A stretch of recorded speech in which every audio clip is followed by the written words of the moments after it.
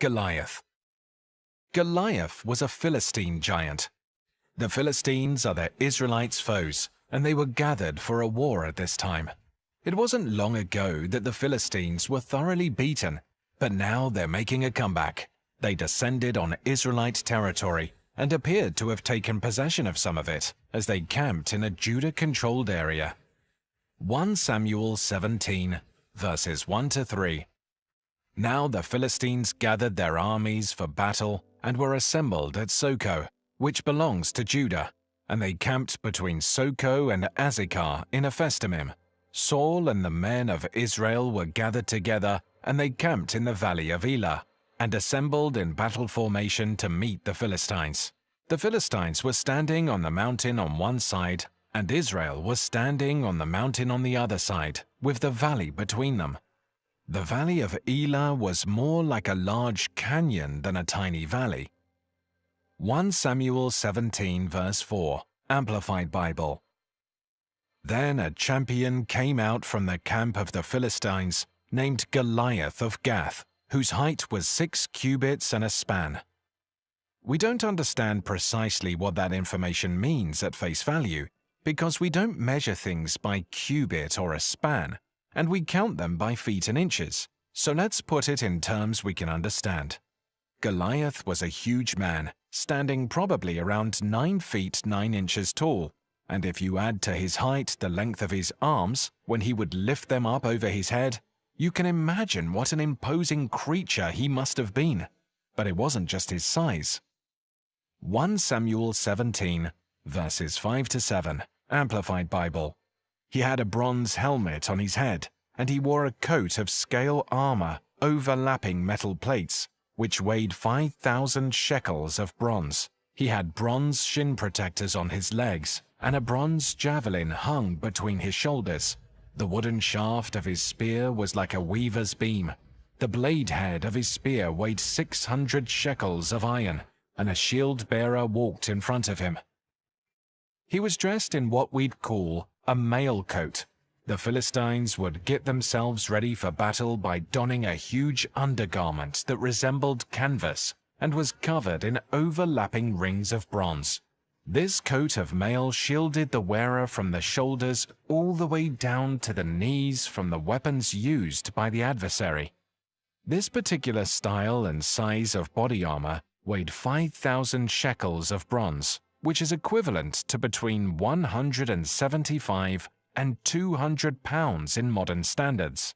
Goliath was armed with a bronze helmet, bronze leggings, greaves, to protect his shins, and a bronze javelin or spear slung between his shoulders. These items were all made of bronze. Just the head of his spear was made of iron and weighed 600 shekels, which is around 20 to 25 pounds. According to the report that was written, he was accompanied by a shield carrier who walked in front of him. The Hebrew word that is being used here refers to the largest shield used in battle, which is large enough to protect a grown adult. It is very clear that its purpose was to protect his body from arrows fired by the enemy. So in addition to his body armor, Goliath had this guy racing in front of him, wielding a man-sized shield for further defense. Take a pause and allow your mind to imagine the impressive scene that you had just read about. Imagine the terror that you would feel if you had to face off against a behemoth of this size who was also protected by this much armor. Undoubtedly, the odds are stacked against anyone foolish enough to face him in battle. Notice what this giant warrior did. 1 Samuel 17, verses 8-9, Amplified Bible. Goliath stood and shouted to the battle lines of Israel, saying to them, "Why have you come out to draw up for battle? Am I not the Philistine, and are you not the servants of Saul? Choose a man for yourselves, and have him come down to me. If he is able to fight with me and kill me, then we will become your servants. But if I prevail against him and kill him, then you shall become our servants and serve us." 1 Samuel 17, verses 10-16, Amplified Bible. Again, the Philistine said, I defy the battle lines of Israel this day. Give me a man so that we may fight together." When Saul and all Israel heard these words of the Philistine, they were dismayed and greatly afraid. Now David was the son of the Ephrathite of Bethlehem in Judah, named Jesse, who had 8 sons. Jesse was old in the days of Saul, advanced in years among men. His 3 older sons had followed Saul into battle. The name of his 3 sons who went into battle were Eliab, the firstborn, next Abinadab, and third Shammah. David was the youngest. Now the 3 oldest followed Saul, but David went back and forth from Saul to tend his father's flock at Bethlehem. The Philistine, Goliath, came out morning and evening and took his stand for 40 days. Goliath suggested a strategy popular in Eastern civilization, namely representative combat, or a one-on-one conflict. He'd be the Philistines' army's representative, while Israel's choice would be the Israelite army's representative. Whoever won, his army was victorious, and whoever lost, his whole army lost. Over the course of a good month and a half, he paraded out there every morning and evening, boasting about his size and his power, and daring anyone to fight him. A young boy by the name of David was watching over his father's flock of sheep at that time, and he was doing so in the small town of Bethlehem, which is located in the Judean mountains. He was a long way off from becoming old enough to join the military. In point of fact, David most likely was not aware of the situation that existed between the Israelites and the Philistines at the time. It's possible that he hasn't even heard of Goliath. His only knowledge was that his 3 oldest brothers were serving in Saul's army, so he called David to run an errand. 1 Samuel 17, verses 17 to 18, Amplified Bible. Then Jesse said to David his son, "Take for your brothers an ephah of this roasted grain, and these 10 loaves of bread, and run quickly to the camp to your brothers. Also, take these 10 cuts of cheese to the commander of the unit. See how your brothers are doing, and bring back news of them." David had no intention of fighting. His father had just dispatched him to bring his brothers some refreshments, and let them know that he was concerned about them. The sun rose like any other morning that day, for both David and Goliath. There was no warning, but in reality, Goliath's 41st morning challenge would be his last, and David's heroic life would begin. David got up early the following day and did precisely what his father had advised him to do. He left his flock of sheep with another shepherd. Then, as he approaches the outskirts of the Israelite camp, he notices the troops preparing for battle and hears the war cry. He simply wishes to observe what occurs. Then David hurried to the fighting line and entered to greet his brothers, leaving the luggage in the care of the baggage keeper. Consider the circumstances. While standing there with his 3 brothers, David hears a loud cry from across the valley, and then everyone in his immediate vicinity starts racing to the back and crawling inside their tents. And all the men of Israel, when they saw the man, fled from him and were sore afraid.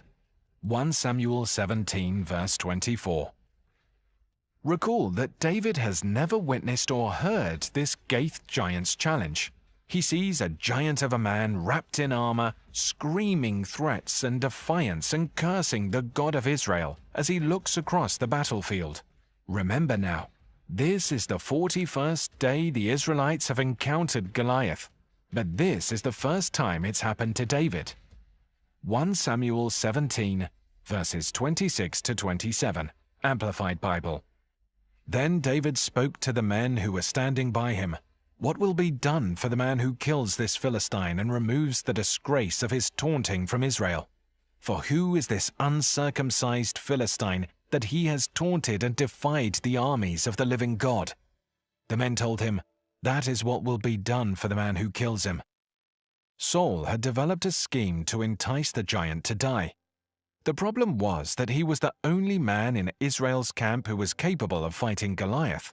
He was head and shoulders above everyone else, and he was the people's leader. Saul devised a strategy that would, ideally, pull someone else into the fray.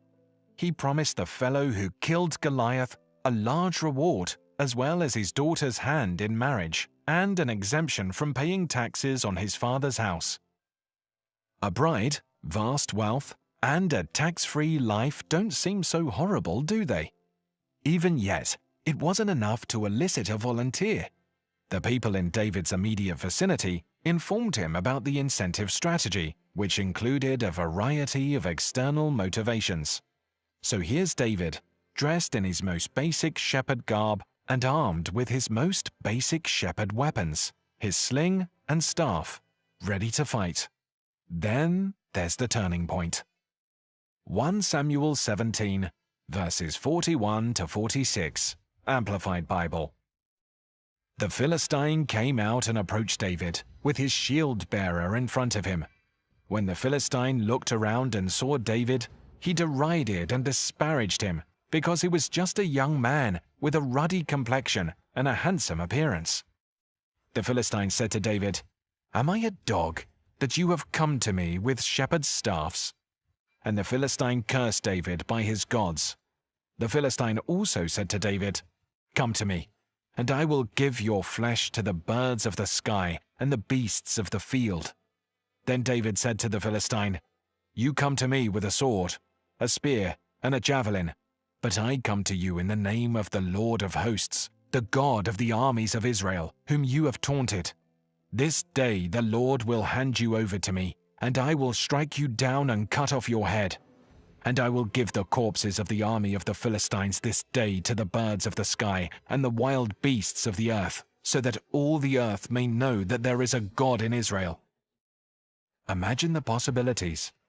David stood unfazed in front of this massive creature. All David had was a sling and a stone against a giant wearing 200 pounds of armor. One stone shot through the air, and that was the end of it. Goliath was crushed like a bag of rocks. 1 Samuel 17, verses 47 to 51, Amplified Bible. "And that this entire assembly may know that the Lord does not save with the sword or with the spear, for the battle is the Lord's, and he will hand you over to us." When the Philistine rose and came forward to meet David, David ran quickly toward the battle line to meet the Philistine. David put his hand into his bag and took out a stone and slung it, and it struck the Philistine on his forehead. The stone penetrated his forehead, and he fell face down on the ground. So David triumphed over the Philistine with a sling and a stone, and he struck down the Philistine and killed him. But there was no sword in David's hand. So he ran and stood over the Philistine, grasped his sword and drew it out its sheath, and killed him, and cut off his head with it.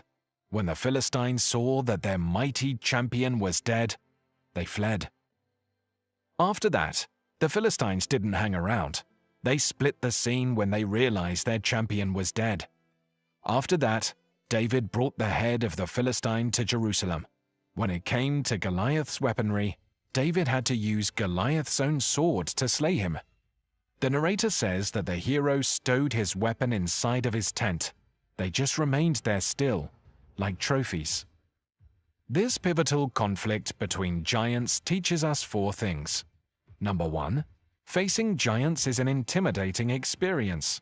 With perfect perspective and a safe distance of thousands of years, we can look back on Moses and David's daring and victory.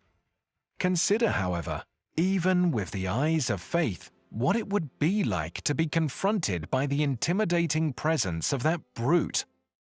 David, however, asserted that, "My God is greater than he." Number 2, you have to go into the fight. No one else can fight for you. Your Og is your Og, your giant is your giant, and your Goliath is your Goliath. "Ah, don't worry about it," someone else would reply. But it's a Goliath to you. Nobody else, not even an advisor or a pastor, not even a parent or a friend, can fight him for you. Number 3, Trusting God provides a sense of security. Moses and the Israelites defeated Og. Their trust in God served as a source of stability in their lives. When you have spent a significant amount of time on your knees, it is surprising how stable you can become. However, if you try to defeat the giant in person, you will be unsuccessful. Number 4. Acquiring victories is an experience that will stick with you. We are expected to think back on the successes we have had in the past. It is expected of us to share our lion and bear stories as well as our personal Goliath victories. Perhaps you don't know what lies across the valley. Maybe you have no idea what that giant is, but it's there, haunting you. That uncertainty alone is enormous, but when compared to the Lord God Himself, say with faith, "The battle is yours, Lord. It is your fight. I rely on you. I surrender all of my weapons and abilities to you, and I stand before you, trusting you." God sees our need to trust Him, and His love is so great that He will not let us go another day without surrendering our fears, worries, and even confusion to Him, so that nothing becomes more important to us than our Father. Never ever forget, the battle belongs to the Lord.